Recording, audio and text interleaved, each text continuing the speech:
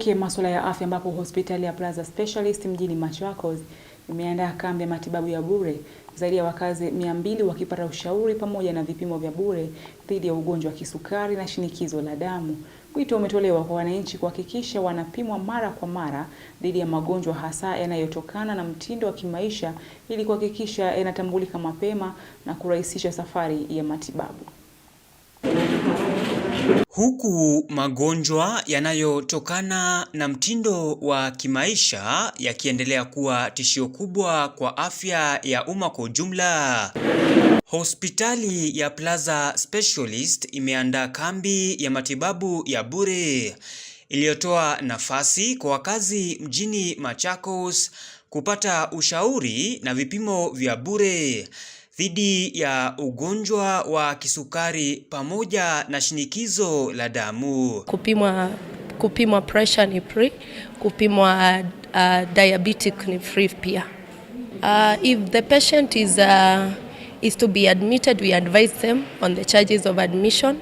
If a patient has insurance, we take them through whatever is required. Afisa kutoka kampuni ya Micro Labs Limited, Steven Nagadi, akisisitiza umuhimu wa vipimo vya mara kwa mara ili kugundulika mapema kwa ugonjwa na kurahisisha matibabu. Diabetes has been one of the most killing disease in the country, and through this medical camp also creating awareness to our patients that there is hope when we provide these medications to them. So that's why we came, provided some of the samples that are here that shall be given free of charge. We want to help the community. For one, we want to help the community because we have come to realize many people, they are suffering, they're outside and they are not able to, they don't get the best.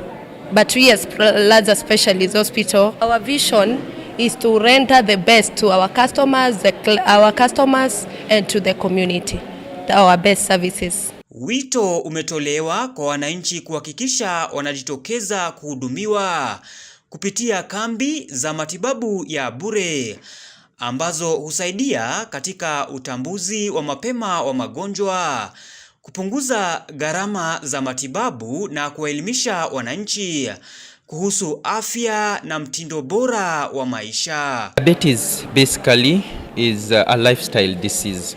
And when I say lifestyle disease, people need to watch their way of life, their way of eating, watching on how they do their daily activities. Watch the diet. What are you consuming? How much are you eating? Is it are you eating a lot just because you want to get full? Kama story ya SHA, kwanza sisi community health promoters tunakuwa agents kuwa register na tunaendelea kuwa register na tunaambia kila mtu aregister kwa SHA, kwa sababu ukiwa registered na ukiwa umelipia SHA, ukikuja kwa hiyo hospitali unachukuliwa kila kitu na unafanyiwa for free. James Mwangi, Undugu TV.